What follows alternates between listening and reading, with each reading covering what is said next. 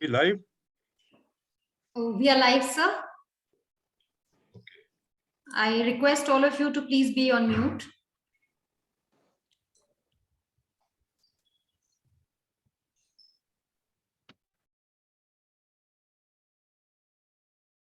Happy World Plumbing Day and IPA Founders Day to all of you.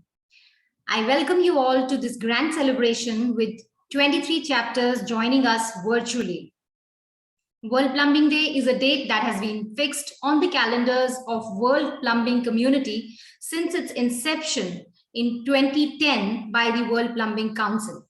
This year, World Plumbing Day was celebrated with a plethora of events, including regional webinars in 8 languages, Be a Water Crusader 2022, social media contests, various physical seminars and events that have been happening today and that were happening in the previous days as well.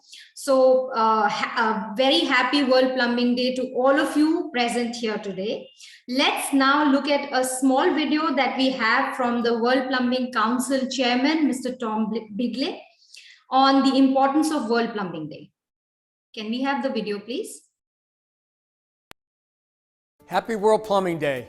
I'm John Bigley, World Plumbing Council Chairman and Director of Plumbing for the United Association of Plumbers and Pipe Fitters from the United States and Canada. On March 11th, every year, people from all over the world will celebrate World Plumbing Day. This all started 12 years ago when the WPC established this date to bring awareness to the public that plumbing cannot be something we take for granted. We want to show our communities the responsibilities that plumbers have in protecting their health and, more important, educating them on ways to conserve our dwindling resources for the future. I'm here today at my nation's capital, Washington, D.C., at the United Association of Plumbers Local 5 Training Center. Here in the lobby of history are some of the early plumbing systems of this city. Although our country is young compared to the plumbing systems of India and Europe, our infrastructure is crumbling and in need of repair and replacement. That's why I chose today's location for World Plumbing Day's message. If we want safe, reliable drinking water and proper sanitation, it all starts here with training the next generation of plumbers. Every year, young adults from all over the world must decide on a career path for themselves and their families. It is essential that we promote the plumbing industry as a profession to ensure that we can continue to provide a good quality of life for the next generation. Here at the Plumbers Union, we take over 10,000 new apprentices every year at over 250 state-of-the-art training centers like this one that are scattered around the United States and Canada. These classes not only include waste, vents, and water systems, but also medical gas, backflow prevention, safety curriculums, and water reuse. Here in the rainwater harvesting training module, this facility captures all the rainwater and repurposes this for the flushing of water closets, urinals, and all the water to supply the wet training laboratories for teaching. By facilitating the training needs of our contractors and end users, we are expanding their employment opportunities, which makes it a clearer career choice for the next generation of workers. Fair wages and benefits, continuing educational opportunities, and not to mention a safe workplace environment will continue to attract critical workers for the future. It's 2022, and we are talking about the pandemic, which has killed close to 6 million people, and yet we are silent on the fact that over 800,000 people die every year from inadequate water, sanitation, and hygiene. World Plumbing Day raises awareness of this terrible but preventable statistic, but more needs to be done. The perception of good plumbing deserves to be recognized as a frontline solution to preventing diseases from taking away the lives of our children. Here at the World Plumbing Council, we work with global organizations like the World Health Organization, Messe Frankfurt, IWISH, and the World Skills Competition to support new technology and training seminars that promote clean, sustainable water and sanitation. To increase our voices, we need your help. Get involved by joining the World Plumbing Council. Share a link on your Facebook page or request proclamation from your country that recognizes March 11th as the World Plumbing Day. The more publicity we get, the more attention will be drawn towards funding to build critical plumbing infrastructure throughout the world. Also this year, the World Plumbing Council Conference will be hosted by China in beautiful Shanghai on October 13th to the 15th. Please join me and our entire World Plumbing Council family in exploring new products, new technology, and plumbing practices. The world is a small place. We must all work together to preserve our resources for our children and their children. Help me in celebrating World Plumbing Day by thanking all the plumbing installers, the plumbing manufacturers, the supply house workers, plumbing engineers, sewage and water treatment plant workers, and especially our plumbing instructors, for without their sacrifices and efforts, we would not be able to train the next generation of skilled plumbers. Thank you, and remember that the plumber protects the health of all nations. Happy World Plumbing Day!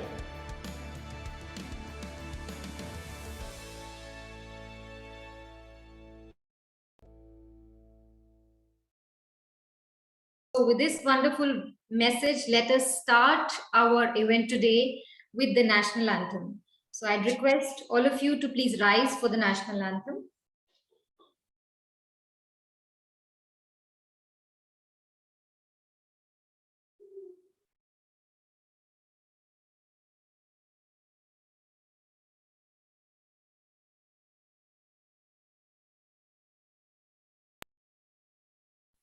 Jana Gana मन अधिनायक जय हे भारत भाग्य विधाता पंजाब सिंध गुजरात मराठा द्राविड उत्कल बंगा विंध्य हिमाचल यमुना गंगा उच्चल जलधि तरंगा तव शुभ नामे जागे तव शुभ आशीष मांगे गाहे तव जय गाथा जन गण मंगलदायक जय हे भारत भाग्य विधाता जय हे जय हे जय हे जय जय जय जय हे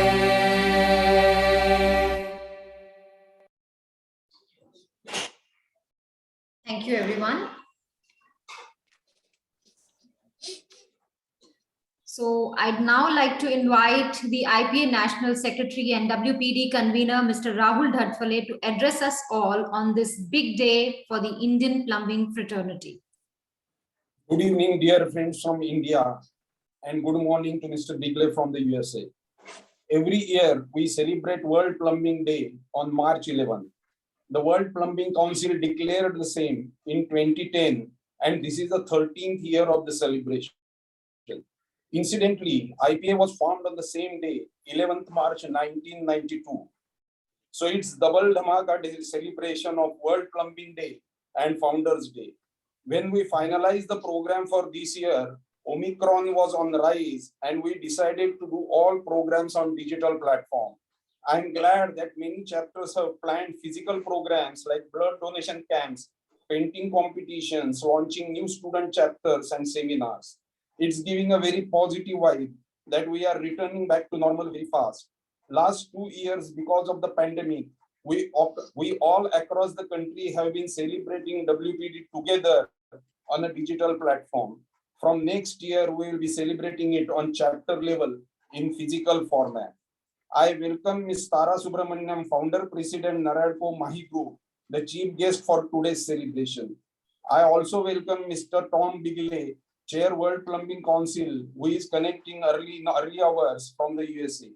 I also welcome expert speaker, Mr. Uday Bhunde, Project Coordinator, National Institute of Urban Affairs. Welcome to all founder members present, and specifically Mr. Rajagopal Murthy. Welcome to Colonel Santosh Kumar Shukla, retired Technical Director, KPT Pipes, and Mr. Aditya Sharma, Manager, Sales and Marketing, Hussain, who are giving a sponsorial presentation today. Welcome to my NEP colleagues, NEC friends, all executive committee members of all chapters. Last but not least, welcome to all friends who are present today for celebration of WPD and Founders Day and to gain certain knowledge on Namami Gange project. Once again, happy World Plumbing Day to all, and over to Nivedita. Thank you, sir. I think sir has given an overview of what all we will be covering today, and I welcome all the speakers for today. So let's now move on further and invite our leader at the pinnacle who believes in a bottom to top approach as he empowers all of us in IPA. Let's now welcome Mr. Gurmeet Singh Arora, the IPA National President, for his address on this very special day. Thank you very much, Nivedita. March 11th is World Plumbing Day. It is a date that has been fixed on the calendars of the World Plumbing community since its establishment in 2010 and is now a fixture on the calendars of political and social institutions around the globe. The international plumbing community, as represented by the Council, has a vital role in promoting the link between good quality plumbing, health, environmental sustainability, and increasingly economic prosperity. March 11th is marked by celebrations, competitions, seminars, activities, and of course, here we do much more. We have blood donation camps also, and a lot of schools go through painting and drawing competitions. People from within and outside the plumbing fraternity come together to learn, share knowledge, build connections, and find opportunities to collaborate to improve the quality of and access to fresh water. Now, ladies and gentlemen, quality water is a secret to a healthy life. This is our theme today. 70% of the communicable diseases are communicated through bad quality of water. Cholera, typhoid, leptospirosis, diarrhea, ambeiosis are some of the diseases that are communicated through bad quality of water. Incidentally, as we heard Mr. Tom Bigley, 3,000 children die of diarrhea even today. Modern times when we are now producing vaccines for COVID-19, but bad quality water takes away 3,000 children, which is even bigger than AIDS and cancer today. So clean and adequate water is a birthright. Unfortunately, from where we come, India, we only have 4% of the fresh water, but 11% of the world's population. Now, when depleting water resources take place and groundwater extraction increases unscrupulously, then obviously the water gets contaminated. As you know, I'm sitting in New Delhi now, where only 55% of the wastewater is treated. The rest of the water goes into our river streams, lakes, seas, untreated. Today, even the seas have 1 million microplastics for every square kilometer. This is one of the Sustainable Development Goals. So the plumbing community has a very, very important role to play because water is a prerequisite to good health. No doubt that a plumbing engineer is called a PHE, Public Health Engineer, because he protects the life of millions. What we are doing at IPA is something very unique. We are working with the Swachh Bharat Mission 2.0, where we are looking at net zero water and garbage-free cities. There are only 9 cities in India out of 154 which we want to convert to be net zero water. That means all water must be treated. Look at our Singapore, just very close to us, where 80% of the water comes from treated water. 40% comes from desalination, and now even desalination waste is used for cement and other production. So you can use that waste also. And 40% water comes from your discharge water, whether gray or black, is put in a bottle and sold as new water. Unfortunately, in our country, we do not treat the entire water, and a lot of contaminated water goes into our streams and rivers. Look at Bengaluru, where we had 440 lakes at one time, and you have one lake. Rajgopal Murthy is from Bangalore, and you have one lake which has already caught fire twice, Belundur Lake, because of chemicals and fluoride and factory runoffs. So it's a very sad situation where we have to go down about 800 to 1,000 meters to touch the water table in Bangalore, 600 to 800 meters to touch the water table in Chennai. So there is a grave situation. We are also working with the Amrut 2.0, where 500 cities are going to be converted to 24/7 water supply. And unless we do not treat all our water, we are in for a grave situation. What we are also doing at the CII IGBC is certifying now net zero water buildings. That means I do not need any water from the municipal corporation. I do not need to give out any discharge into the municipal corporation. And there are many, many buildings which we have certified, which are net zero on water. So where there's a will, there's a way. We have a big responsibility as the plumbing community in India to make sure that we have adequate water. The Nal Se Jal Se scheme of the government of India, Swachh Bharat, under the Swachh Bharat mission and the Jal Shakti ministry, aims to give water to every person in India, even in the villages, at 30 liters per head per day. Now, when we do this and we do not augment water supply, from where will we get fresh water? So, ladies and gentlemen, I will leave you with this. It's very, very important that all of us work together and work towards achieving net zero water in all our projects. Thank you very much, Nivedita. In fact, I'm very obliged to Madam Tara Subramaniam for joining us, John Bigley all the way from USA. I know it's early in the morning for him. And Mr. Uday Bhonde, thank you, sir. We are highly obliged to you. And I am sure we will all work together to ensure that in future, every person in India gets adequate fresh water. Thank you very much. Thanks a lot, sir, for your wonderful address. So another thing I would like to add here today is, coincidentally, 11th March is also the Founders Day of IPA, when few stalwarts in the Indian plumbing industry got together to form the premier industry association, that is Indian Plumbing Association, in 1993. Now let's look back by inviting one of our founder members, Mr. Raj Gopal Murthy, the Director of Santec Engineers, Bengaluru.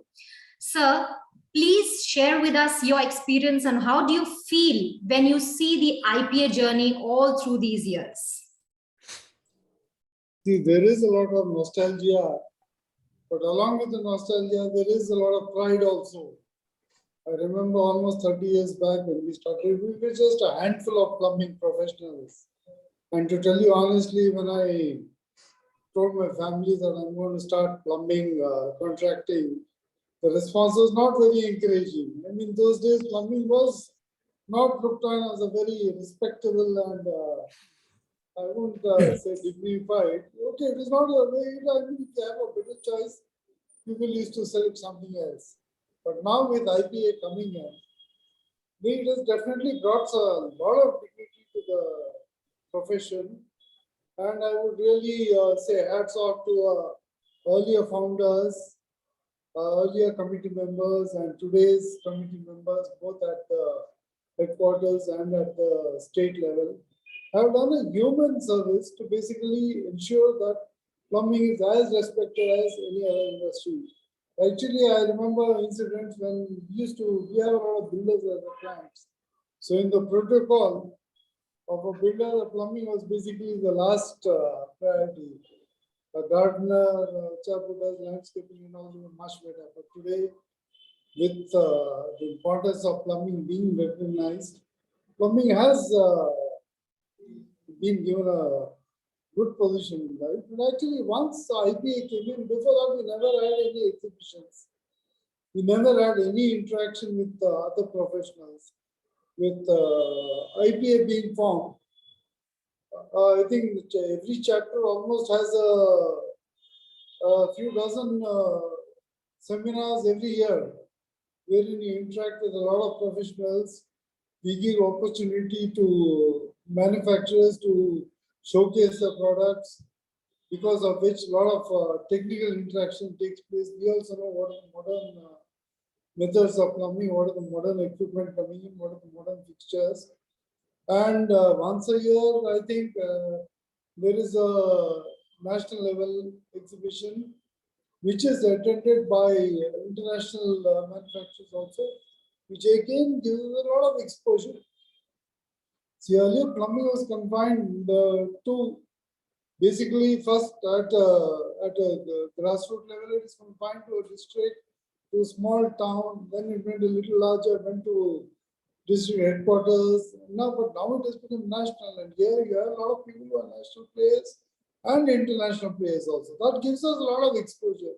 See, I have always believed that knowledge is power. So with IPA, definitely I would say our knowledge has increased a lot. And technically also, I would say we are on par with any other developed countries. See, in a developed country, a plumber is very highly respected. Actually, in countries like US and all that, plumber is commercially earns as much as a doctor. And his insurance also, the insurance treatment which he pays is as much as a doctor almost. That means if he does something in the house and it leaks, he's sued to almost what doctors sued as for if something happens to his patient. So I'm sure, okay, I'm in the twilight of my career, it will not happen in my time. But I'm sure in the next generation, plumbing will also be recognized as one of the really professional and respected services. And this is my advice to youngsters also, because a plumbing engineer is not only a plumber, I mean, he's a hydraulic engineer also. There is a lot of hydraulics in plumbing, and it is technically so exciting that for a youngster, he has a lot of challenge. Okay, it may not be as exciting as rocket science, but it is definitely pretty exciting, and I'm sure it will be a good career to make for a young engineer. And I'm sure other professionals also in this field do realize that there is a huge shortage of plumbing professionals today. It should not be there. If a lot of youngsters take this line, I'm sure the shortage will be filled up and you'll have brilliant people working in this line. Thanks a lot. Thank you. Thank you, Rajgopal sir. I really feel energized hearing your address and the kind of enthusiasm that you have and how nostalgic you're feeling today with the IPA journey. So now, thanks a lot. And now I'd like to invite Gurmeet sir to make an important announcement. Well, there are three things we are doing, four things which I'll tell you. One is we are going to have a physical exhibition in New Delhi at the Pragati Maidan on the 12th, 13th and 14th of May, where we are going to be showcasing not only water efficient products, water treatment, as I told you about net zero water that we are moving towards. And this exhibition is going to be a 3,000 square meter exhibition in New Delhi. We are trying to get the Minister of Housing and Urban Affairs to inaugurate this exhibition. And we will get support both from the Swachh Bharat Mission 2.0 and also the Amrut 2.0. Another event which we are going to have is the Indian Plumbing Professional League, which we started in India and is a fantastic initiative to train builders, architects, consultants, and contractors in various aspects of plumbing. We have the codes from IAPMO USA, which are indigenized and revised in 2008, 2011, 14, 17, and now again they go ahead for revision every 5 years. Earlier, we used to revise these codes in 3 years, and these codes are more than 1,000 pages on plumbing. So the Uniform Illustrated Plumbing Code of India, the Uniform Swimming Pool Code, the Water and Efficiency Standard. We teach all these codes. There are 7, 8 codes, Water Efficient Products India Code, the Green Plumbers Code Supplement, which is now called the Geothermal, Hydronic and Plumbing Code.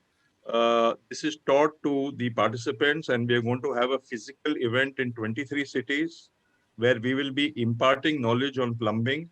And then we go through 5 levels of quizzes, written, pictorial, and different types of quizzes so that you learn with fun. At the same time, we are able to teach people about plumbing. There are cash prizes to be won. Earlier, we used to have a prize of sending the winners to USA, to Europe, and to Singapore to study and look at plumbing projects, modern plumbing projects in those countries. So please join us for the IPPL. And the third most important announcement is that Mrs. Tara Subramaniam is here. We are signing an MOU with the World Trade Center in New Delhi. First, we are going to have a pilot project in New Delhi, the Naredco Mahi, which was launched just 2 weeks back, and I was there for that function, and IPA, where we will be installing a center of excellence, and we will be imparting plumbing skills both to women and men to make sure that all the plumbers in our country are skilled. So there are lots of centers of excellence coming up in Goa, in Delhi, and other parts in the Vishveshwarya Technical Institute, 270 colleges under them, so that we are able to impart plumbing skills. So these are the programs for the next few months. And also we have tied up with the Swachh Bharat mission. We had a meeting last week with them, where we are looking at net zero discharge from buildings. Thank you very much. Thanks a lot, sir.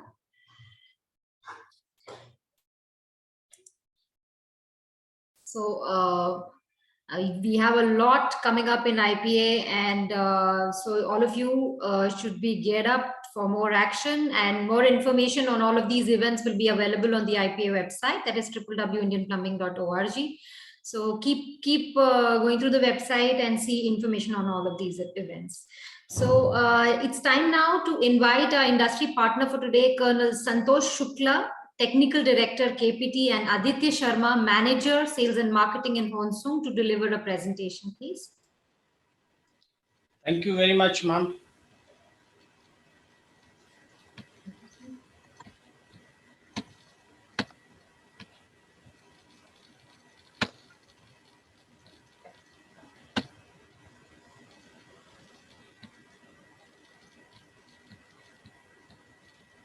Is my screen visible, ma'am? Yes. Yes, sir. Please make it. Very good evening and a very happy World Plumbing Day to all the distinguished panelists and speakers here. I, Colonel S.K. Shukla, the Technical Director of Team KPT, on behalf of our Managing Director and entire team, thanks to the organization for giving us a 10-minute slot to speak about the product. And thanks once again. We are at KPT, manufacturer of polypropylene pipes. We are one of the India's leading trusted PPR pipe and manufacturer. 16 to 400 mm dia pipes we are manufacturing under one roof. It includes the water supply, the air, and also for firefighting. The polypropylene random copolymer pipes demand is rising globally as well as in the country also. Annual increase in the demand of PPRC as compared to other thermoplastics and plastic pipes can be seen at a rate of 6 to 7% every year. The global market share trend, if you see, started in 2000, though PPR pipes are in use much before 2008. In 90s also it was used, but the trend started from 2008, and it is anticipated that by 2024 it will cross the global market to 8,000 million US, and very substantial share is going to come to India. Now, why we are manufacturing the polypropylene random copolymer pipes? Because assessing all the problems in the sustainable water supply, we need to have this reliability, durability, efficiency, cost in installation, and life cycle maintenance cost.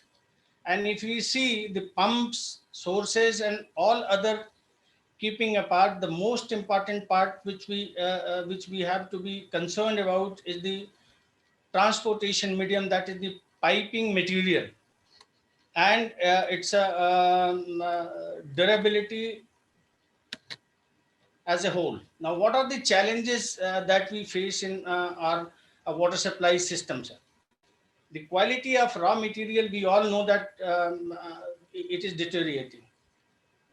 The IS 10500, whatever says in the desirable limit, we seldom find, whether it is TDS, whether it is pH, whether it is total hardness, whether it is nitrates.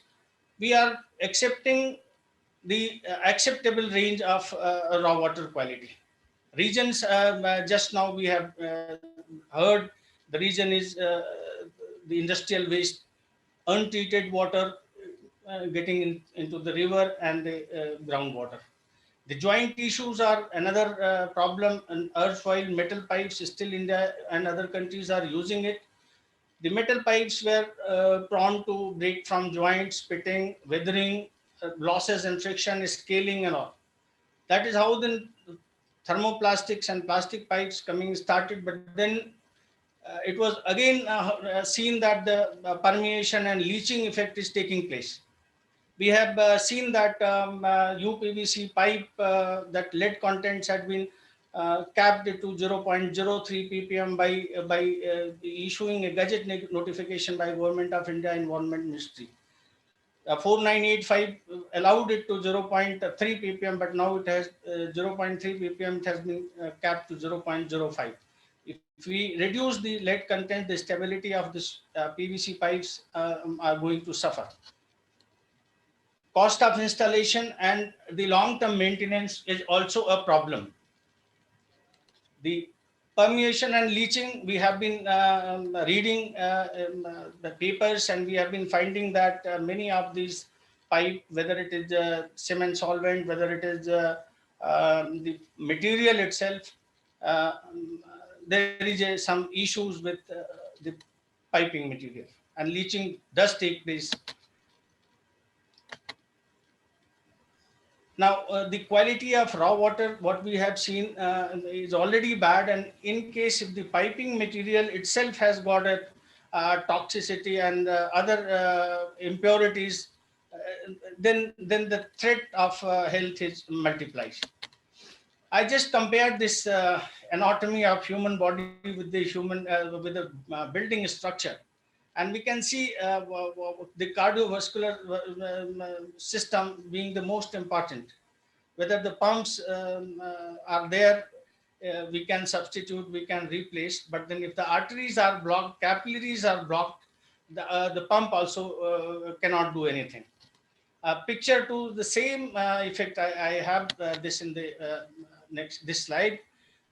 Beautiful structure, but this plumbing issues has a problem. Now, what is the PPR pipes benefits and the KPT products? Anti-corrosive, most of the thermoplastic anti-corrosive, not denying that. Our pipes are antimicrobial because we provide antimicrobial inner layer to it. Thermally stable, a very low thermal conductivity. If we see the PPRC, the thermal conductivity is 0.21 Kelvin per meter Kelvin. Therefore, it takes the temperature from 95 degree on plus side to even minus 10 degree. We are using these in Leh Ladakh, in north eastern region, in a cold weather, and also using in Rajasthan. It has very high MRS, that is the hydrostatic strength at higher temperature. At 95 degrees Celsius, we find the MRS is more than 12.5 MPa. And acoustic properties, the polypropylene does not give any kind of noise, even if there is a water hammering taking place at some bends. One cannot listen any noise. It has a high impact strength. Chemically, it is inert as compared to other thermoplastics and plastic pipes. The ASTM D543 lays down the standards for testing these material for chemical resistance. And the PPRC have been found almost 95% chemically inert to all the types of chemicals. It is food grade.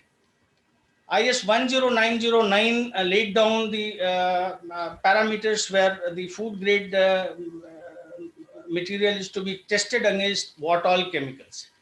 That also have been found suitable. It is non-toxic. Most of the accidents, fire accidents, when take place, the deaths happens because of the fumes, because of the suffocation. PPRC are absolutely non-toxic. It has homogeneous joints. As I said earlier, the joints are the major issues, whether it is UPVC, whether it is PVC, whether it is GI, or even the DI, where the Titan joints are provided. Always there is a problem within 1 year of installation, it starts. So therefore, we have a homogeneous joint because electrofusion welding takes place. If we cut the pipes, we will find that the joint and these are homogeneous. It's a very long life, very negligible maintenance cost. Just install it and forget it. These are the applications. Most of the places these are being used, and nowadays the effluent treatment plant and STP is very widely used. Every fifth, sixth tender of STP, now we are getting the PPR in the tender documents. Namami Gange project, since it is more than 60% based on the effluent treatment plant, these pipes are very suitable for ensuring the sustainability. These are our credentials. We are esteemed members of these many and many more. We have the approval from almost every corner of this country, every department of the country, starting from CPWD, PhD, JGM. We are working on the very ambitious and prestigious mission. Rajasthan, we are working at Guwahati, Assam also, Calcutta also. These are the compliance, the quality assurance and the environmental compliance, ISO certification. We have the BIS license. Now, why KPT? Because we are only focusing on PPRC. We are not manufacturing any other plastic pipes. We are only doing R&D manufacturing on the PPRC pipe. We are specialized in this field. We have the biggest range, 60 to 400 mm. We provide technical support to the client, even if it is only supply, not supply and installation. We still send our technical member to go there and teach the contractors, plumber how to weld it. We provide all India basis plumbing training. On weekly basis, monthly basis, our team imparts training to these plumbers. We use 100% virgin raw material from Hyosung Chemicals because IS 15801 restricts the recycling of PP, not more than 10%. But here in our case, we are not even using 2% of the rework material in our raw material. And we take certificate to this effect from Hyosung Chemical, South Korea. This is the letter which Hyosung Chemicals issued to us. Their constant visit to our plant happens randomly, and they always find that we are not using any other material than the virgin material of Hyosung Chemicals. These are our applications in all the field. Up to 400 mm we have been doing this installation in every field, whether it is vertical, whether it is horizontal. Yeah, with this I finished my part. I would request Mr. Aditya to speak on the raw material part of his Hyosung Thank you, Colonel Chemicals. Shukla, and thanks all the panelists over here, all the attendees who have spared their valuable time today, and a very happy World Plumbing Day to everybody. I think Colonel Shukla has pointed out the major things about the PPR plumbing system, because we have many products to be used in the plumbing system, and why we are over here today is because PPR is considered to be as the best plumbing system for the potable drinking water in the world. So backbone of everything is the raw material, and we, the Hyosung Chemicals, are the world's largest supplier of PPR raw material, having globally share of more than 37%. That is the market share as #1. So I would like to just showcase you about the raw material part, as which KPT is right now using in their product. Colonel Shukla, can you just please switch on to the next slide? Yeah. So this is the overall about the Hyosung Group. The Hyosung PPR comes under the Hyosung Chemicals. So they are 7 listed companies with $20 billion as the annual turnover. So this is just about the Hyosung Group. The next slide, please. We have presence in all the 4 continents around the globe, having all satisfied customers which are using PPR raw material from Hyosung Chemicals, and it is a South Korean based conglomerate. So we are sending the raw material, especially from Korea itself, to all the countries. The next one, please. So this is what we need to emphasize today over here is the world plastic pipe market size. So I think it is visible to everybody. The pie chart, if you can see the plumbing inside the building, there are more than 5 materials which are used as the plumbing inside the building, but the PPR, it is having 40% share. And if you can see downside, the countries which are using PPR for their plumbing inside the buildings, only India and US market as of now are using CPVC. All other markets, they have way back shifted to PPR and are using continuously for PPR for their inside plumbing systems. China, which is the largest exporter of CPVC pipes in the world, they are consuming PPR for their own consumption. The next one, please.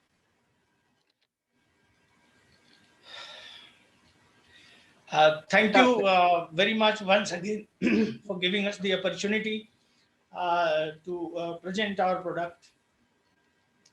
Thank you, distinguished panelists. Thank you very much. May I stop sharing now? Yes, sir, please. Thank you, Mr. Shukla, and thank you, Mr. Aditya Sharma, for the great presentation. So let's now put our hands together to welcome the World Plumbing Council Chairman, Mr. Tom Bigley, to throw some light on the importance of World Plumbing Day and its importance on how it's important to our communities and how communities across the globe celebrate and participate in various activities on this very special day. Mr. Tom Bigley is the chairman of World Plumbing Council. He started working for a United Association mechanical contractor when he was 15 years old. When he turned 18, he was accepted into the Plumbers Laborers Union. In 1981, he was accepted into the Plumbers Local 27 of United Association. The United Association is an organization that has over 350,000 members and over 300 local chapters. It is a labor union that promotes safety, training, and good wages and benefits. In August 2011, he was elected as the Director of Plumbing Services for United Association. He has worked across hospitals, nursing homes, prisons, multi-family homes, stadiums, and over 50-story skyscrapers. He has also worked on sewer treatment plants, water filtration plants, and installed miles of underground water and sanitation piping. He developed plumbers911.com, the website designed for customers to call for plumbing service. Mr. Bigley was a deputy chair of WPC earlier and is now the chairman. Over to you, Mr. Bigley, and a very happy World Plumbing Day to you. Thank you very much for the kind introduction. I'm very honored to be here. I noticed on my resume there, my picture needs updated. That might be an old picture there, but I'm still the same person. I'm here today in Toledo, Ohio. So we're actually putting on a presentation for trying to get our members to go into business, to start a new plumbing company. And we bring in professionals from the regional area, a banker, an accountant, lawyers, and all the people that could help somebody to go into business. So I apologize for the background, but this training center is one of over 250 training centers across the United States and Canada. And we take training very serious here at the United Association. We spend over $300 million every year. Every year we spend that on training our apprentices and our young journeymen so that they can be productive for our contractors out in the field. So with that, dear brothers and sisters of the IPA community, thank you for inviting me to address the IPA members and the Indian Plumbing Fraternity on World Plumbing Day and IPA Founders Day. I am speaking to you today from the United Association Local 50 in Toledo, Ohio. It's their training center. It's one of nearly 300 that are scattered across the United States and Canada. This training center is very similar to your plumbing lab at the College of Engineering, Pune, a place that I would very much like to visit when I come to India. I was reviewing your website of the plumbing lab, and it's fascinating. It's a great training center, and hats off to all those who were able to put that training lab together. World Plumbing Day was established over 12 years ago by such visionary members like Sudhakaran Nair and others from India, along with members from around the world, to raise awareness to everyone that plumbing is essential to our quality of life and the importance to conserve our diminishing resources for the future. Today, as we celebrate World Plumbing Day, it is with heavy heart because of all the suffering that is going on in the world, especially in Ukraine.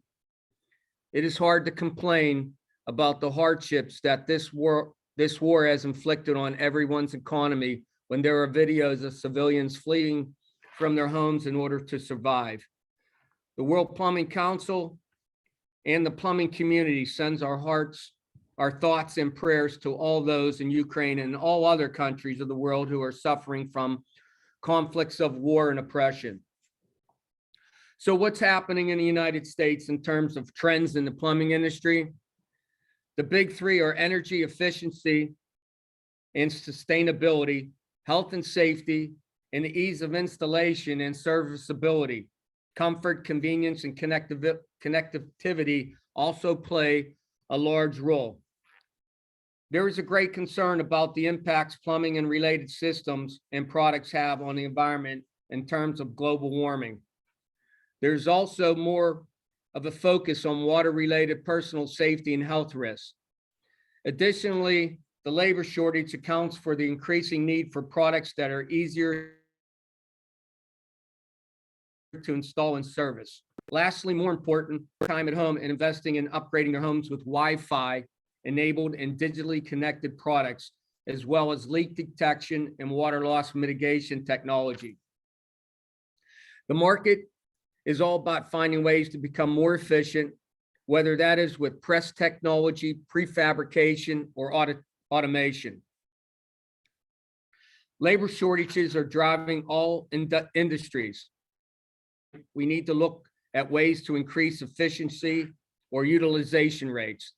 The plumbing and mechanical industry is especially short on skilled labor and long on projects and service demands. The faster you can mobilize, get in, complete work, and get back out, the sooner we can muster to the next project.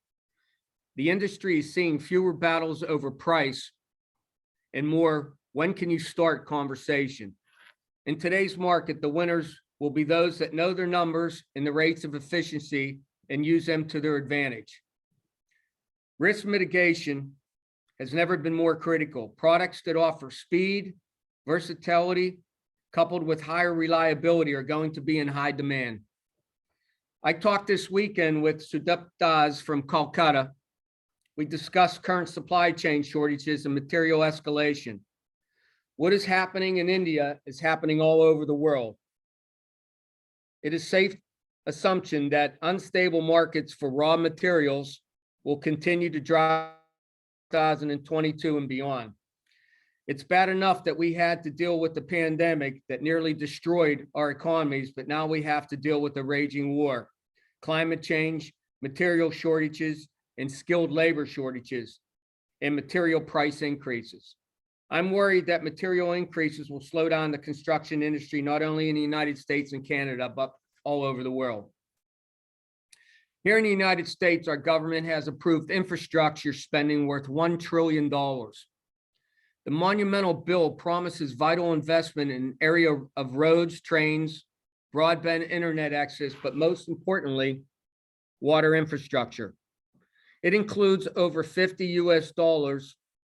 billion US dollars for lead line replacements, water quality, water reuse, and sewage treatment plant upgrades. This was a big win for not only our country, but for the plumbing industry, which will benefit from the thousands of jobs that the bill will create. Work is good here, but very fragile.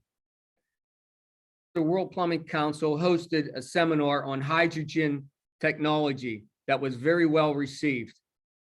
It seems that hydrogen is becoming more and more popular in Europe, Australia, and Nordic countries, and increasingly becoming more popular in light of the oil and gas crisis that's unfolding across the world.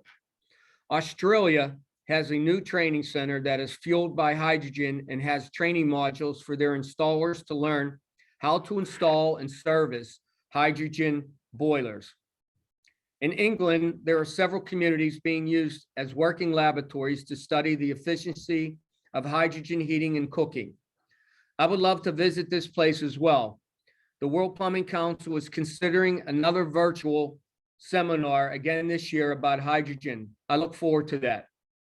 At our next virtual executive board meeting in April, we will be considering accepting scholarship applications to study abroad.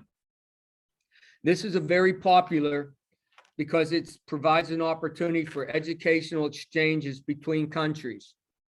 That is how I began my friendship with Sudhir Das from his visit to the United States in 2019.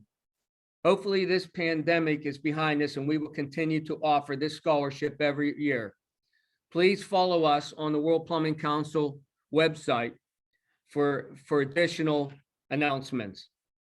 As of today, the World Plumbing Council conference will be held in Shanghai, China from October 13th to the 15th. Hopefully the world will return to everyone will be able to travel and share in new plumbing products, technology, and installation practices at the conference. Today, we should thank not just our plumbers, but our plumbing infrastructure, our manufacturers, the supply house workers, the plumbing engineers, our plumbing inspectors, the sewage and water treatment workers, and especially our plumbing instructors. Our instructors don't do it for the money, make a difference in a young person's life. And I'm forever grateful for the instructors that have trained me over my career. By teaching them the trade, they are developing the next generation of workers who will work towards improving the lives for our children and their children. Again, thank you for letting me start my day with all my friends from Team India. Please stay safe and remember, the plumber protects the health of all nations. Thank you so much. Gurmit, thank you. It was great to see you, and thank everyone in India for your friendship. And I look forward to coming there in person someday and traveling and seeing the plumbing lab in Pune. Have a great day and have a great May I intervene, Nivedita? Yes, sir, please. Well, the plumbing lab in Pune, Tom, is becoming 3 times larger. And we are coming up with a 25,000 modern plumbing lab in Goa. We have already signed the MOU with the Chief Minister of Goa, and he's been re-elected now only yesterday, where we will have 24 different types of toilets, the history of plumbing, a classroom to skill. This is at the Goa Engineering College in Pune. And it's going to showcase toilets on all glass walls. And the flooring is also going to be glass, so you can see the shaft from the bottom to the 4th floor. It's going to be a platinum rated green building. So there's a lot coming in India now. Gurman, I'm a firm believer in visuals and hands-on technology where somebody could come in and see the system, touch the system. They learn. It's a better learning environment. It's a fantastic lab. It's everyone there in India should be very proud of it. Well, you should remain as the world plumbing chief so that you can come and inaugurate the lab in Goa in the next 1.5 years. That sounds like a plan. I like that. Yeah, okay. Sorry, Nivedita, I intervened, sorry. Yes, it's perfectly fine. So thanks a lot, Mr. Bigley, for the wonderful address. And I feel with the tremendous experience that you have, everybody feels encouraged hearing you, and the plumbing practitioners who are here with us today will all feel great hearing this wonderful address from you. Thanks a lot. So now I would now like to welcome our chief guest, Mrs. Tara Subramaniam, Naredco Mahi President, an iconic lady who has been an inspiration for many young aspiring women and men in the real estate sector. Tara Subramaniam has 4 decades of industry experience and is the founding president of Naredco Mahi. A lawyer by education from University of Bombay, she has many feathers in her cap and has deep experience in the sectors of banking, real estate, project financing, and business development, to name just a few. Her long career began in 1983 with Housing Development Finance Corporation Limited, HDFC, where she worked for a good part of her career along with the top management. In 2019, Tara retired from her corporate responsibilities and currently is an independent director of JM Financial Home Loan Limited and Restaurant Brands Asia Limited, formerly known as Burger King India Limited. She is also a member on the governing council of Naredco West for the last 7 years and is associated with Maharera as a conciliator. Mahi is a women's wing under Naredco, and as the founding president, she has been working to provide a platform to empower and strengthen women entrepreneurs in real estate and the infrastructure sector. Over to you, ma'am.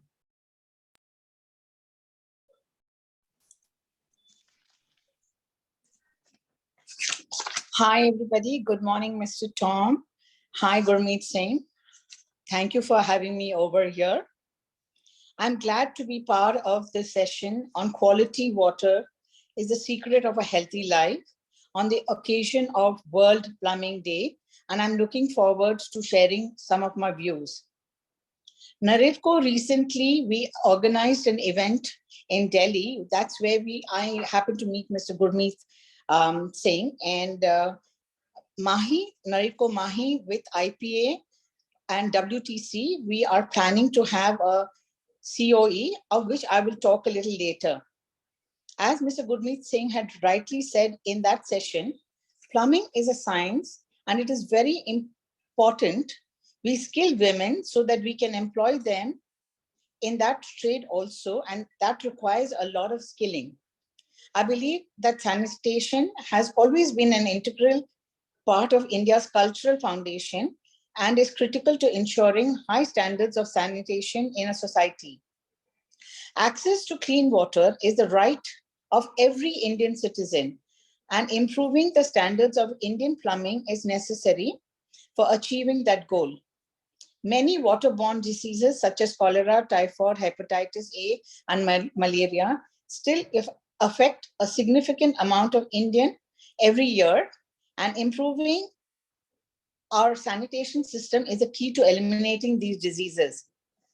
We are all aware of the fact around 1 lakh people die each year in India alone from waterborne diseases. India's water quality is inadequate. As per WaterAid Water Quality Index, globally, India is ranked 120th among 122 countries. I'm glad that the government has introduced initiatives such as the Jai Jeevan mission aimed at tackling this issue. Under the initiative, more than 5 crore of water tap connections have been made to residents across states, which will result in major health benefits for the society, including a drastic reduction in waterborne diseases. Currently, in terms of technology, Indian plumbing lags behind global standards, but I'm sure IPA is going to rectify that soon. While there is a unified plumbing code in India, it is not mandatory, but advisory. The vast majority of the sanitation system present in our cities are close to 50 years and do not function efficiently anymore.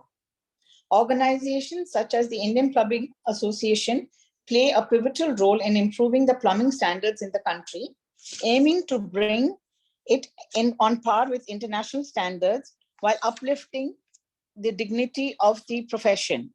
It has been at the forefront of advocating for higher standards and use of technology in plumbing. Indian Plumbing Association has been actively involved in contributing to social causes across the country, and we are incredibly grateful for their efforts.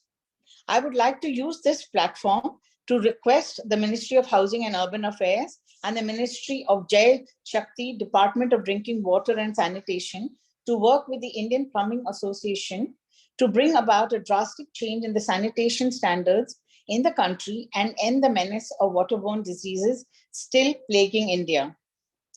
Some of the key aspects of plumbing in India, which we all know, but I'm reiterating: plumbing contributes around 13 to 15% of the cost of a building. Statistics indicate close to 90% of the plumbing industry workforce in India is not professionally trained, with the majority of training in the industry taking place through unstructured on-the-job training in the informal sphere. The lack of professional trained plumbers in India is a major drawback for the country's construction-related sector. With this in mind, WTC, IPA, and Nareko Mahi is endeavoring for a center for excellence. The objective of COE is the transformation of India as a hub for skilled manpower, as envisaged by our Prime Minister. We intend to act as an accreditation and a certifying body, working towards minimizing the gap between the skilled and the unskilled plumbing workforce in India. The collaboration endeavors to address these issues and bring the skill levels in our country to world standards. The COE between IPA, MAHI, and WTC are on 4 pillars of integrated development, incubation, innovation, establishing and promoting best practices, human capital, skilling and upskilling. Improvement in plumbing technology and services can improve public health and the environment in future.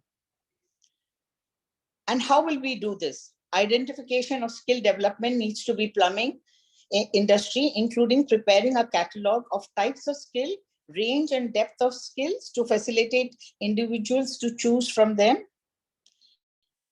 Determining skills, competency, standard and qualification, standardization of affiliation and accreditation process, participation in affiliation and examination and certification, plan and execute training of trainers, promotions of academics of excellence, establishment of well-structured sector-specific labor information systems to assist planning and delivery of. Plumbing has tremendous scope for career progress. A junior plumber, after certain years of experience, can become a master plumber and reach the level of a contractor. There is a dire need for trained plumbers, provided they are able to migrate to different places. Even the best of the construction and interior suffer a lot with poor plumbing installation. Proactive compliances with codes saves a lot of avoidable expense on repair, rework, and reduce wastage. Our codes will be scientific and involved with developments in technology. Plumbers rise on the job depending on their skills and perfection. Example, how they cut a pipe or fit the nuts and bolts. Blue-green infrastructure can be defined as an umbrella and a nature-based solution that have a direct impact on climate, urban resilience, and health and wellness. Blue infrastructure refers to water bodies like rivers, canals, ponds, wetlands, and water treatment facilities while green stands for trees, lawns, hedge, parks, fields, and forests. The concept refers to urban planning where water bodies and land are interdependent and grow with help of each other while offering environmental and social benefits.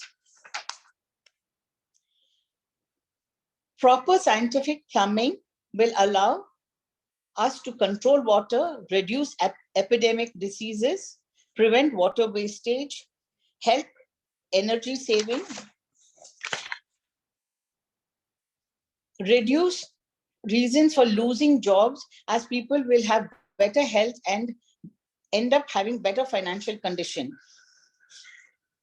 There are many cities across India with a depleting supply of water, and there are many that have already lost it all. However, all hope is not yet lost. Plumbing industry is working day and night to come up with solutions for water sustainability. The industries are collaborating with each other, with the manufacturers for safe plumbing and water sustainability, and it doesn't seem to be far in the future. Before I end, I have to confess about one thing. I've been in real estate since 1983, and I have been instrumental in starting the developer funding system in India for developers. And believe you me, till I met Gurmeet Singh, I did not, I'm ashamed to say this, give any importance to plumbing as a important factor of the industry. I stand corrected now, and I'm giving my 100% with WTC and IPA to bring in the best plumbing workforce in India. Guys, please help us in this initiative. Thank you very much.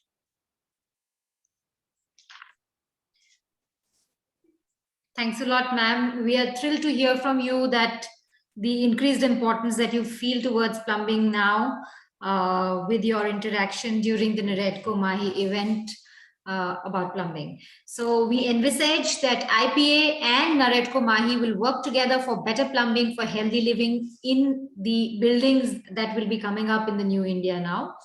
So thanks a lot for your wonderful words. And now I would like to now invite our technical speaker for the day, and our technical topic for today is a case study on Namami Gange. So let's hear from an expert who has worked on Namami Gange, an integral conservation mission of Government of India. I welcome our expert, Mr. Uday Bonde, who has 15 plus years of work experience, and that is initially with government research institutes and recently with the think tank organizations of the urban sector. Presently, he is working as a project coordinator, National Institute of Urban Affairs, NIUA, the think tank of Ministry of Housing and Urban Affairs. Since past 10 years, he is into urban wash sector and has worked on first of its kind assignments in India on the conjunctive water management in urban areas, urban lake management and urban flood resilience, fostering innovations in urban wash sector and urban river management. He has remained a lead trainer in the tailor-made capacity building programs on the sustainable urban water and sanitation management for government officials from India as well as abroad. Uday has published research articles in peer-reviewed journals, developed training modules in urban wash, and prepared several technical reports on climate change adaptation, disaster risk reduction topics. Uday is a doctorate in geology and has completed his postdoctorate diploma in urban planning and development. The floor is all yours, Uday, and please bless us with your knowledge. Thank you very much for this kind introduction, and a happy Plumbing Day to everyone who is listening to this particular online event. And I'm quite thrilled to be part of this particular event and really honored. Thank you very much for inviting an IUA to this particular event and share what we are doing with the entire community of plumbing. Before I go into actual presentation, I would like to share a short instance which really impressed me and the IPA body itself, because when initially the invitation came to us, it said that someone needs to speak on the Namami Gange project that we are doing.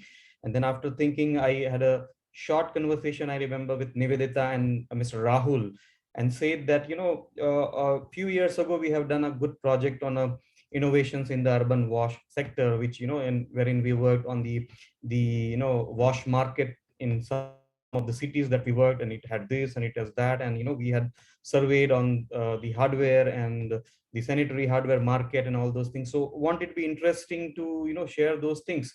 So it was quite impressive to hear from both of them that we all are aware about these things, and we don't want to hear this. We want to hear something new, emerging knowledge that is coming out, and that was very impressive for me. And it is really it's a visionary thing that the IPA body has, and and that's how I'm quite happy to share the knowledge that we have right now.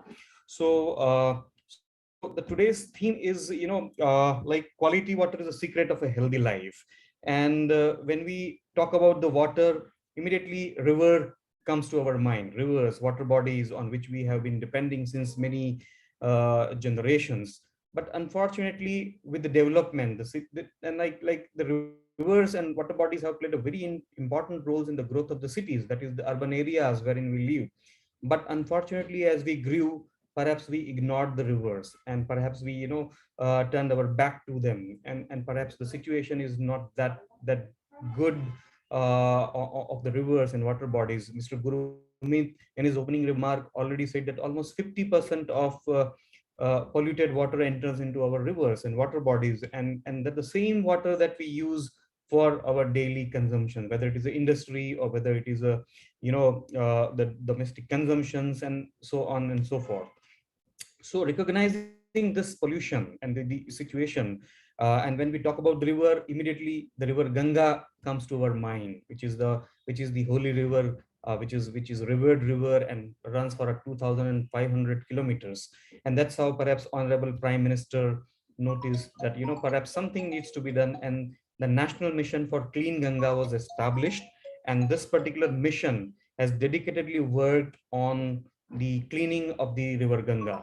And how this particular thing has emerged, the collaboration between NIUA and Namami Gange has something related to planning, because NIUA is the body which mainly works with the Ministry of Housing and Urban Affairs, and it has some focus on a planning element, how cities are planned, because planning should precede the development. And perhaps in India, that is not the situation today. So the situation is certainly improving, of course. So our project that we are doing with NIUA and National Mission for Clean Ganga has a deep rooting on how the situation of a planning can improve, and what we can do to change the city's growth, how it is affecting the rivers, because city has been receiving a lot from the rivers, but perhaps now it's their responsibility how they can change and how they can improvise the rivers on which we all depend. So I'll share a short presentation, and that has an entire story. I'll share my screen, and just let me know if it is visible, Nivedita. Yes, it's visible. Yeah. So today's the thing that I'll be sharing is like how we can manage our urban rivers. A case of a Kanpur study that we have. So before going to that, let me briefly share the National Institute of Urban Affairs. The team in which I work is called a Water and Environment team, which has brought up this particular interesting piece of work. So Water and Environment team at NIUA works on four broad pillars. So first pillar is doing a research that involves a lot of different aspects. So currently the research that we have is focused on the urban rivers, we call shortly as rivers. The second interesting research that we have recently completed is a decision support system for the urban water bodies. It's interesting tool that we have developed with the UNESCO. The other project that we have done is recently the government of Odisha has launched a very dedicated mission, drink from tap. Every household is right now connected to the tap, so we have evaluated that entire system, and then how that system is functioning, that we have evaluated. Recently Tara madam spoke about the blue green infrastructure, so we are working on that dedicatedly and in the city of Delhi, and we are working to formulate a city water forum, city-led forum that can work on this. So that's something on a research part. On a demonstration part, we are working on the urban river management plan framework. I'll be talking about that soon. The case of a Kanpur study, the water sensitive urban design and planning, the rapid assessment of urban water bodies. So these are some of the demonstration that we are doing in different cities, Visakhapatnam, Delhi, and Kanpur. The third bit of work that we are doing is on the capacity building, which is a very important aspect. And in that, we have developed a framework, a guidelines, training of a trainer modules, some knowledge product, innovations and all those things. That's what we do. And importantly, the advocacy and awareness, because whatever we do has to reach to the the audience, right audience. So what we have recently done, we have tried to target the next cadre of professionals or the future generations. So we have, devised few thesis competitions targeting the students of a college who can be a part of our research, and they can be trained on the work that we are doing. So that's what we are doing in a nutshell. So right now what I'll be presenting is a part of an IUA and MCG collaboration. NMGC is a national mission for clean Ganga, or we call it the Namami Ganga mission. So it's on urban rivers. So basically, this particular project that we have done has brought some of the first of its kind initiatives. Like we have developed a dedicated framework on managing the urban river stretches, particularly the rivers that are part of the cities, and we call that framework as Urban River Management Plan Framework. Secondly, we have handholded the Kanpur city. The entire city has prepared now India's first urban river management plan, which I think many cities are going to follow, particularly all the 40 more than 1 lakh population cities of the Ganga River Basin, particularly just adjacent to the main stem Ganga. So they are going to follow this particular framework, which we have recently developed. We have developed a national guidelines for making the river sensitive master plans, because master plans are the key documents for any city that is followed for a 20 years timeline. So this particular guideline is going to help a lot of new cities that are emerging with their new master plans. The second, the most important thing that we recently did is we have formed the River Cities Alliance of 30 cities in the Ganga River Basin and some outside the Ganga River Basin, so that this 30 cities will be cities which will be adapting this new initiative that we have done, and a lot of things that will be pilot tested in this city. So it's a congregation of 30 cities. They have pledged that they will be part of this, and then they'll be experimenting all these things in the cities that we are doing. This thesis competition that I recently talked on how we can reimagine the urban rivers, because presently if you look at the rivers, they are not that healthy or they are not that pleasant if you go to any rivers. But how we can reimagine, that's where we will be catering this the training this new cadre of professionals in the universities. They're working on this thesis competition. And finally, we are coming with the online certification programs, the video modules on urban river management plan and making river sensitive master plans that we are in a process of finalizing them. And soon we'll be hosting on the online platform of the NIUA website that we call as a National Urban Learning Platform. So this is what that we have done, a few things with the support of a National Mission for Clean Ganga, a project that we are doing within Namami Gange. So I'll give you some background about that. So a few years ago in 2009, there was a National Ganga River Basin Authority. That was the key authority that was working in the Ganga River Basin. That was recently developed or recently replaced in the National Council for the River Ganga for rejuvenation, protection, and management. That's a part of a National Mission for Clean Ganga. And this authority, this particular body, tasked 7 IITs of India to prepare a Ganga River Basin Management Plan, how the situation can be improvised in the Ganga River Basin. So in 2010, all the IITs came together, which was led by the IIT Kanpur, and they came up and recommended that something like Urban River Management Plan should be prepared. So all the class 1 towns and cities along the River Ganga, they prepare such plan, and the situation improvises for all the river cities that are located on the rivers. Now that was the only recommendation, only guiding thing. So an IUA, my institution along with the National Mission for Clean Ganga prepared this dedicated strategic framework, how the cities can manage their river basins and their river stretches, so that the situation can improve. So because if one city is not doing good, the downstream located city, like say for example, if one city is giving a polluted water in the river, then the downstream located city use that water as a source water, and then that city has to do lot on the treatment part before it gives the supply to entire city. So this entire framework that we have come up was recently launched last year by Honorable Minister of Ministry of Jal Shakti, along with the secretaries and Director General and our director. So they launched this framework, and based on this framework, recently last year in November 25th, Honorable Minister again, both the secretaries and the dignitaries that you are seeing on the dais, under this River Cities Alliance, launched the first of its kind urban river management plan that was prepared. So I'll be sharing some bits of that particular plan that we have prepared. Now, the urban river management plan, the keyword that I have been using again and again, what that particular plan is, if you want to define in a one line. So the plan, urban river management plan, is an integrated approach that not only talks about the plans and projects, but it also talks about the coordination between the different agencies, how different agencies which are working in a silos can come together in an integrated way to manage the rivers. When we talk about the river and in a city, which depends on a lot of different sources, so integrated means that the associated elements like water bodies, wetlands, nalas, which are part of the city, are also part of a urban river management plan. So it's an integrated approach for the planning, project, coordination of agencies, and also the associated elements. And lastly, the sustainability part, because when we talk about any development, it needs to talk on our environment, social and economic parts for the development that we have. So this particular urban river management plan includes all these things in an integrated way, and then works to improvise the situation in the rivers in the cities. Now, what is this framework? I'll spend few minutes on this, which is a core strength of this entire framework.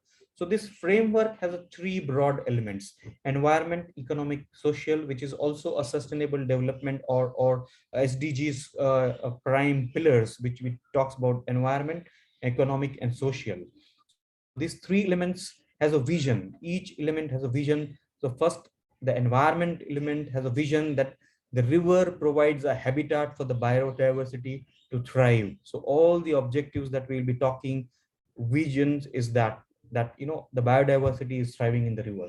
Second thing is the economic.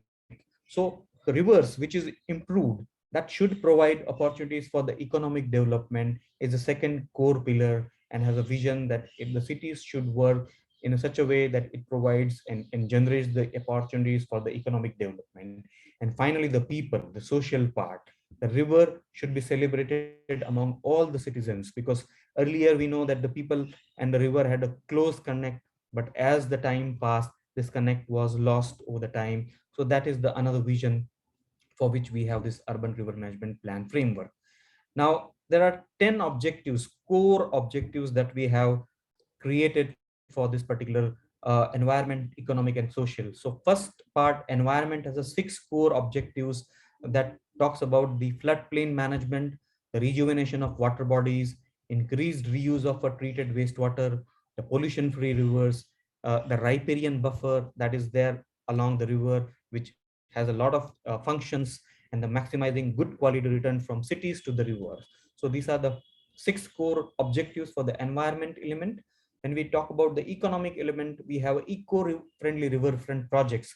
We must be, we all now hear about the riverfronts, but how much eco-friendly it is, that is also very important. And leveraging the economic potential of the river. River has a lot of potential to, give to the river in terms of economic benefits. We all know that the fish catch is the one of the known economic element associated with the river. But apart from that, there are a lot of other elements that the city can think that we have talked about in this particular framework. And finally, the social element, how the citizens can be made aware about the river sensitive behavior. Now this is something related to awareness part, but the another part, 10th objective that we talk is like how we engage the citizens in the river management activity. The more they are engaged, the more they will be attached to the rivers, and that's how the situation can improvise over the future. So these are the core objectives that we have considered when we have planned about this particular framework. Now this framework is having the core part is the intervention or a projects in which cities are usually interested. So some are planning based and some are project based. Now here there's a beauty, like these objectives, visions, all these things remain constant for any city which adopts this framework, but it has a liberty to choose the projects which are relevant to the city, context specific, because each city is a different, each city has a different challenges, and each city will have to find a different objective suit that particular needs. And finally, monitoring and evaluation mechanism, because what we do needs to be monitored. So this particular framework has a very strong monitoring and evaluation framework, which is indicator based. Each objective is coupled with the indicator, and we measure it, the progress of this particular plan, in the scale of 1 to 5, whether the city is performing good or bad. So this is the entire framework based on which we are pitching that the cities can turn around their situation of the rivers and improvise their rivers. Now, I'll take the case Kanpur city administration. So there are some few key takeaway messages which all the river cities can follow, and that is what is this entire case study that I'll be presenting. Now, this entire started with the inception at the IIT Kanpur, where we can see the dignitaries of the cities, the commissioner, the mission director of Namami Gange, and all the principal secretary of the UDD, then principal secretary, a collector, and all those dignitaries. So we had a short workshop there, and it started. So entire approach that we took was a 5-step approach. So first we did the SWOT analysis with the 50 key stakeholders from the Kanpur city, and then we prepared the entire baseline. How what is the status quo in the city in terms of water, sanitation infrastructure, which is creating a some or it needs improvisation. So then importantly, we thought that after this baselining and this thing, we should form a working group of a city stakeholders, key government agencies, and then they should own this URMP preparation process. So we formed a working group in the city, and then actually these people only prepared this work, entire URMP Kanpur, and then we handholded them for the technical support. So this was entirely done with the consultation workshops, how the cities should what should cities should do, and all those things was discussed with the key the stakeholders. And finally, we identified the key projects. I'll brief some projects that are important. So this was the entire working group. Like the city commissioner was the chair, Kanpur Nagar Nigam commissioner was the chair for this entire workshop, and under his chairmanship, this entire working group worked, which was including different agencies like Jal Nigam, Development Authority, the Forest Department, the entire different departments of the Nagar Nigam, IIT Kanpur, and the tourism department, and few other departments. So all there were planners, environmental engineers, and different key stakeholders, and of course one NGO which we included to bring the different perspective for the city. And in between you can see the NIUA and NNCG provided the technical handholding support and worked as a bridging gap between the chair commissioner and this working group. So we first assessed all these 10 objectives: environment, social and economic part, and then we saw that what is the status quo for the city, and we ranked all this based on our technical assessment and the quantification. And then we found that some were doing good and some really needed the improvement. And then we prioritized, you can see that very high, low, and the high priorities for this entire objectives, on which we conveyed to the city that, and we discussed with the city that, look, you need to work on these particular fronts to improvise the city's situation. So I'll pick up some unique interventions that we proposed to the city under this particular initiative. And based on that, the city is right now taking forward several interventions to improvise the city's situation. Now city was already doing something. It is not that the situation was entirely grim. So you can see that the Nala, Sisamau Nala, that you are seeing a big outfall from the city side. Now you all know that the Kanpur is famous for the leather industries, and that was the the key industry that was also polluting the river. What you are seeing in the water body is a river. So this entire Nala was flowing in the city, and the Asia's biggest polluted stretch was there through this Nala. So entire national mission for Clean Ganga tapped it, and now you can see that nothing is falling in the river. And we have seen that the situation is really improved. The quality has really improved with all the efforts that the mission has put. And the second important thing, they already started to think on the fecal sludge management or the septage management. So they already have initiated something, and that's what we like, that city has already enabling environment to take forward our framework. So what we propose to them, that let's based on the situation, we proposed almost 19 unique interventions, which were unique in terms of strengthening the city system to improvise the city situation. So we proposed some of the GIS based solutions to create the database, to create the real time display of the river water quality in the command and control center of a smart city mission. And some of the unique floating restaurant kind of initiative in the river Ganga, also some of the unique initiative of beautifying the two water bodies that we picked up, decentralized wastewater sanitation in situation, and also the dedicated river based sanitization program and the tourism related initiative. So these are some of the things that we proposed to the city. And they were not, one of the beauty was that they were not like isolation. They were already linked with the ongoing smart city mission, the Jal Jeevan mission, and all those missions. So city need not to worry about the finance for this particular project, because they were already doing something. So they could synergize all these projects with the ongoing missions in the city. So it was not, finance was not a big challenge, which usually is a challenge portrayed by the cities. So city said, yes, we can take all these projects under different missions, and finance should not be the problem. So I'll take 2-3 case studies, and then I'll stop by taking 2-3 case studies which we are proposing as a unique case studies. So first is a pollution control. So untreated sewage was discharged into water bodies, and solid waste dumping that you can see in the pictures, the fecal sludge management. These are the few challenges. So this picture that you can see is the entire sanitation value chain for on-site sanitation management in the city. So this is the entire sanitation value chain. Along with, we propose some unique things that city can do, and the city has already started to work on that. So first and foremost is the database. Like, city doesn't have a knowledge about their 92,000 on-site sanitation systems, which system is filled, where the septage cleaning is required. So first they are creating a good database to estimate what is the septage generated in the city. The second is the emptying stage, when there is a dedicated desludging program that city has now in place, like all the septic tanks that needs to be emptied from time to time on a regular basis.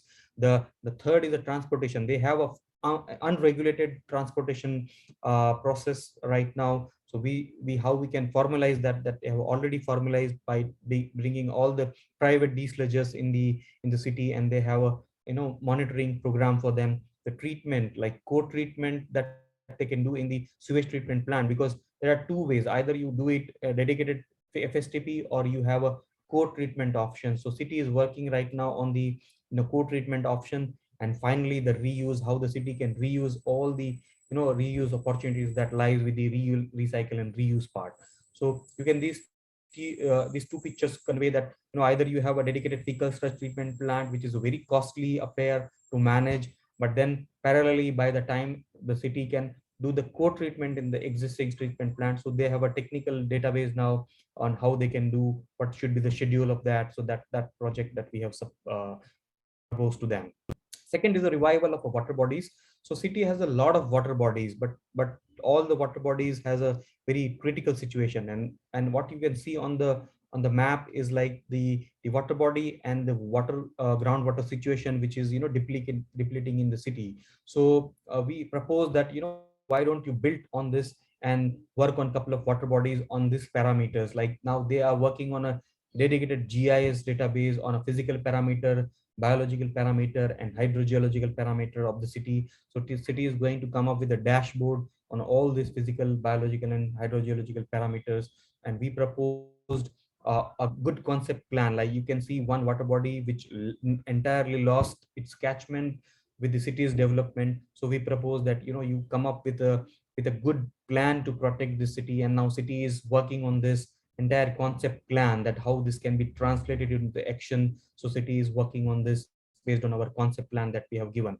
The second the unique proposition that we have given is I asked them to develop a riparian zone along one of the tributary. Now the riparian zone is a very unique buffer zone that you can see along the river bank, which has a very unique function of protecting the river from the pollution entering into the river with the runoff from the agricultural fields, and also the erosion of the river banks. So we proposed that, why don't you develop a 30-meter riparian buffer zone along this yellow 13 to 15 patches that we have identified, which are of a different acres in the size. Now city administration is working on how the land can be secured. The forest department is working which native species can be introduced here. So a lot of things they are working on this particular front, as we have proposed them a unique profile, what they can do, because this particular riparian buffer profile has a 3 zones.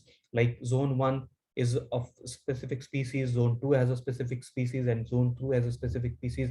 But all this protects the river from the pollution and also the erosion and also conservation of the groundwater. So now they are working with the forest department of the city to implement this entire proposal that we have given to them. The another important part that we proposed to them was the river tourism, how they can boost the river tourism. So there is a nice Atal Ghat or a river bank river project that we have proposed, that it is like a entirely a new perspective. Like they can develop this entire Ganga Park, which they have like all these particular elements that we have proposed. They are working on this. The river tourism circuit that they are going to the Bithur, which is just upstream located city, which is famously known as a birthplace for the Jhansi Rani Lakshmibai, and the birthplace for the love and push the Lord Rama's son. So it's a very unique place to propose the theme-based boat rides. So we have proposed the entire project to them. So there are key takeaway messages based on entire experience that we have given. Like urban river management plan is the living document. You cannot prepare one document and say that the entire thing is done. It has to be periodically upgraded. So that is first key message from this. Then it is very easier. Like it appears for the city that it is very difficult, but it is not that difficult to implement such plan that we have demonstrated. Very importantly, creating a value for the river is a prerequisite to manage it. That is the key takeaway message that we have with this particular entire exercise. And finally, managing urban river stretch is economically beneficial in a very longer runway. If you protect your river stretch, particularly in the city, it has bring the vibrancy to it. I think there are a lot of economic associated benefits that city can have. And this was like also highlighted in the newspaper that the city has a first of its kind plan in the India, and an entire plan that we have proposed has almost 60 crore budget that city will require, and that they are now implementing in the next 2 to 3 years. All these different elements, when they will implement, I think it will be a very unique and a very vibrant place in the city. So this is what is the entire experience that we have to share with you. And I'm sure that a lot of opportunities emerges out in for the body like IPA, and a lot of infrastructure when it comes, and it really has a lot of synergies, and to particularly business can be associated with that. That's what we believe. So thank you very much for inviting, and that's what I have to share. Over to you, Nivrita. Thank you very much. Very well done, Uday. Thank you, sir. Thank you. Thank you. Thanks a lot, Uday, for taking us through the complete process of how Namami Gange is being implemented across cities. And I hope all the participants enjoyed your presentation. And this presentation is really very informative, and you went into the depth of how it is being done in the city of Kanpur. So thanks again. Now, I would now like to invite the IPA National Vice President, Mr. Chandrasekhar Gupta, to give a vote of thanks. You have to show the video of Plumbex also, no? Yes, we'll do that after Sir's vote of thanks. Okay, okay. PPL. Distinguished guests and members of my IPA family, it is my privilege to propose a vote of thanks to all the dignitaries of the day. My profound thanks to Ms. Tara Subramaniamji for gracing the occasion, and for Naredco Mai's support to IPA towards manpower education, training and skilling. Thanks to Mr. Tom Bigley for his delightful presence, connecting at very early hours and motivating us with his words for plumbing. Thanks to Mr. Uday for enriching all of us with his in-depth knowledge and experience, which really added to the wisdom of all of us. It was also a pleasure to listen to one of the founder members, Mr. Raj Gopal and Moti from Bangalore, Thanks, Rajgopalji. Friends, it is a matter of great pride for all of us from plumbing fraternity that now plumbing subject is getting its due attention at government, semi-government levels, including in various policies of Ministry of Housing Development and Jal Shakti. And overall, a good awareness has been noticed, which is helping plumbing trade to grow. IPA thanks the sponsors of the today's event, KPT Pipes, and your song represented by Colonel Santosh Kumar Shukla, retired and technical director of KPT Pipes, and Mr. Aditya Sharma, manager, sales and marketing Hyosong. I once again thank you all the dignitaries and the participants for taking out time and together celebrating World Plumbing Day and also IPS Founder Day, helping to create awareness on good plumbing. Thank you, one and all. Thank you, sir. And now I would like to play a video of IPPL 2022, which was launched by our National President, Mr. Gurmeet Singh Arora. Can we have the video?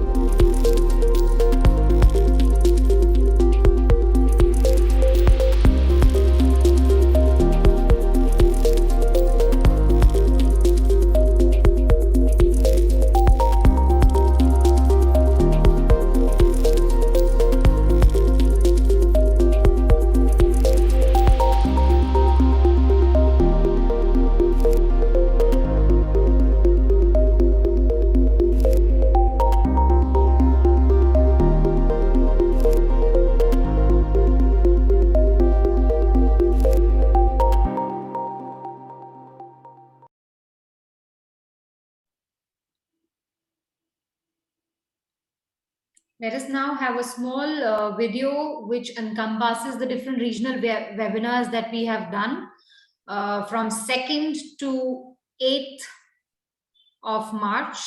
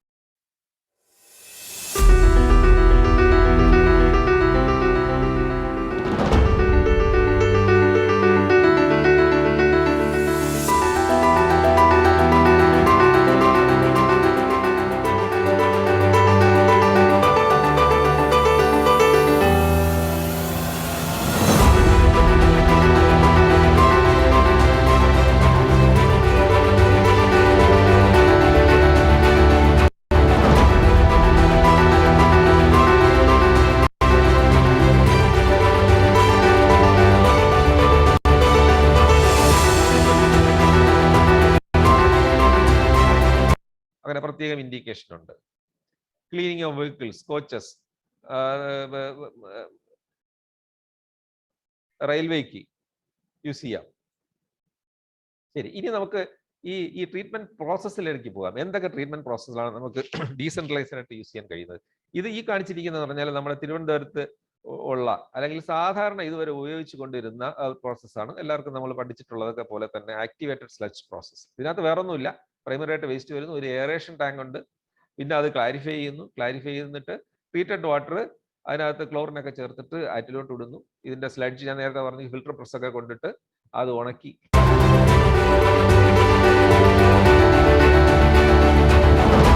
It's the latest project in Bangalore. Community borewells ஒரு layout இருந்தா எங்க காலனில ஒரு 200 side இருக்குன்னு வெச்சுக்கோங்க. 100 வீடு இருக்குன்னா 100 borewell இருக்குங்க. அந்த ரெயின்போ டிரைவ் அப்படிங்கிற லேஅவுட்ல they have totally banned individual borewells. நீங்க சைட் வாங்குனா அங்க you can't drill your bore. The community gives 3 borewells. They have an overhead tank. All your requirements are met with that supply. So they have all the complete recharge wells பண்ணிருக்காங்க. Water யூசேஜுக்கு tariff பேஸ்டா நீங்க எவ்வளவு consume பண்றீங்களோ அதை வந்து association பே பண்ணிருக்கு. So it's a very sustainable model. It works very well. So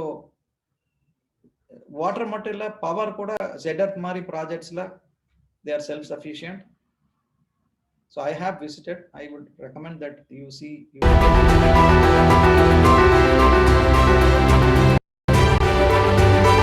ಪ್ರಮುಖವಾಗಿ ಈ ನೀರನ್ನು ಹೇಗೆ ಸಂಗ್ರಹಣೆ ಮಾಡ್ತಾ ಇದ್ರು ನಮ್ಮ ಪೂರ್ವಜರು ಸಾಂಪ್ರದಾಯಿಕವಾಗಿ, ಅಂದ್ರೆ ಟ್ರೆಡಿಷನಲಿ ಹೇಗೆ ಅವರು ನೀರನ್ನ ಸಂಗ್ರಹಣೆ ಮಾಡ್ತಾ ಇದ್ರು, ಯಾವ್ಯಾವ ಉದ್ದೇಶಕ್ಕೆ ಬಳಸ್ತಾ ಇದ್ರು, ಯಾವ ರೀತಿಯಾಗಿ ಸಂಗ್ರಹಣೆ ಮಾಡಿ ಬಳಸ್ತಾ ಇದ್ರು ಅಂತ ಹೇಳಿ ಹೇಳಿಕ್ ಬಯಸ್ತೇನೆ. ಎರಡನೇದಾಗಿ ಮಳೆ ನೀರು ಕೊಯ್ಲು, ಅಂದ್ರೆ ಅದರಲ್ಲೂ ವಿಶೇಷವಾಗಿ roof top rain water harvesting, ಅಂದ್ರೆ ಮೇಲ್ಛಾವಣಿಯಲ್ಲಿ ಬಿಡ್ತಕ್ಕಂಥ ಮಳೆ ನೀರನ್ನ ಹೇಗೆ ನಾವು ಸಂಗ್ರಹಣೆ ಮಾಡಬೇಕು, ಯಾವ್ಯಾವ ಪದ್ಧತಿಗಳ ಮೂಲಕ ಯಾವ್ಯಾವ ಮಾದರಿಗಳ ಮೂಲಕ ಮಾಡ್ಬೋದು ಅಂತ ಹೇಳ್ಬಿಟ್ಟು ಈ 2 ವಿಷಯಗಳ ಮೇಲೆ ನಾನು ಇವತ್ತು ನಿಮ್ಮ ಮುಂದೆ ಪ್ರಸ್ತುತಪಡಿಸ್ತೀನಿ. ಸರಿನಾ ಪ್ರಸಾದ್ ಅವರೇ? Yes, sir. Sure. Thank you. ಈ ನನ್ನ ಒಂದು ಪ್ರೆಸೆಂಟೇಷನ್ ಅಲ್ಲಿ ಮುಖ್ಯವಾಗಿ ಸಾಂಪ್ರದಾಯಿಕ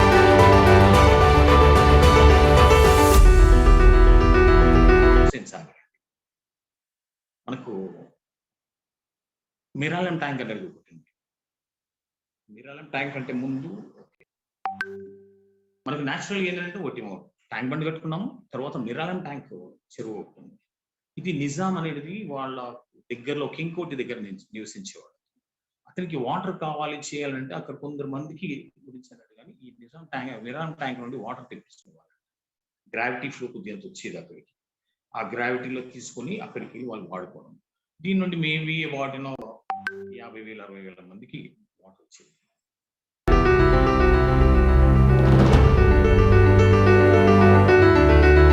ज्याला पाळ म्हणतो मराठीत किंवा बंड, बंड सुद्धा आम्ही मजबूत केला आणि याकरता हेवी अर्थ मुव्हिंग इक्विपमेंट जे आमच्याकडे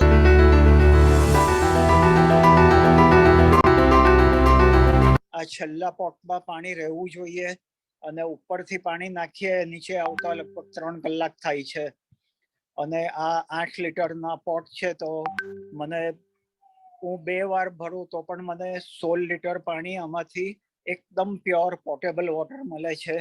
આના કેમિકલ એનાલિસિસ પણ કરાવી લીધા છે અને એકદમ જ ડ્રિંકેબલ પાણી છે અને હાર્ડ વોટર પણ તમે આમાં સોફ્ટ કરી શકો છો એવો પણ મેં અખતરો કર્યો છે. અને આ મારી 5 પોટ વોટર ફિલ્ટર સિસ્ટમ જે બીજા લોકોએ બનાવી છે જ્યાં આગળ હાર્ડ વોટર છે તો એ પણ સોફ્ટ થઈ જાય છે અને એને વધારે હાર્ડ હોય તો આમાંથી 2 વાર પાસ કરીને પણ એ સોફ્ટ કરી કઢાય છે.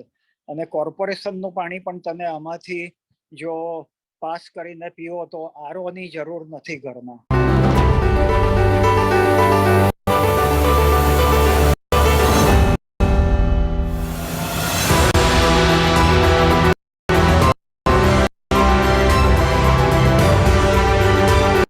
रहा है, जबकि सामने सेंट जेवियर कॉलेज है, उसके लिए शालीमार कॉम्प्लेक्स है। वहां पर जो उससे गहरे ट्यूबवेल हैं वो भी सब सूख गए हैं और उनमें पानी नहीं मिल रहा, जबकि रोटरी भवन में आज भी पानी मिल रहा है। इस पानी से पहले दाल नहीं पक पाती थी, अब इसका 2300 TDS वो आ गया है 1800 पर, और 1800 TDS के पानी से कपड़े भी थोड़े से धुलने लगे हैं और ये पानी की गुणवत्ता में भी सुधार हुआ है। वाटर लेवल जो इधर डिक्लाइन हो रहा था फास्ट रेट से about 1 meter per year, which has come down by 0.3 meters. So that's a achievement and advantage जो इस सिस्टम की जो हमारे फायदे मिले हैं वो ये है। ये उपराष्ट्रपति जी उस वक्त के इसको इनॉग्रेट कर रहे हैं और इसको समझ रहे हैं, बिकॉज उस वक्त ये सिस्टम कॉमन नहीं था।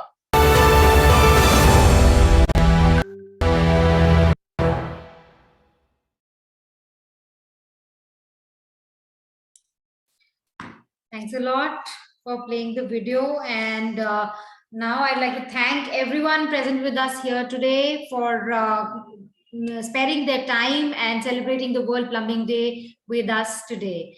Thank you for now, and good evening and good night to all of you.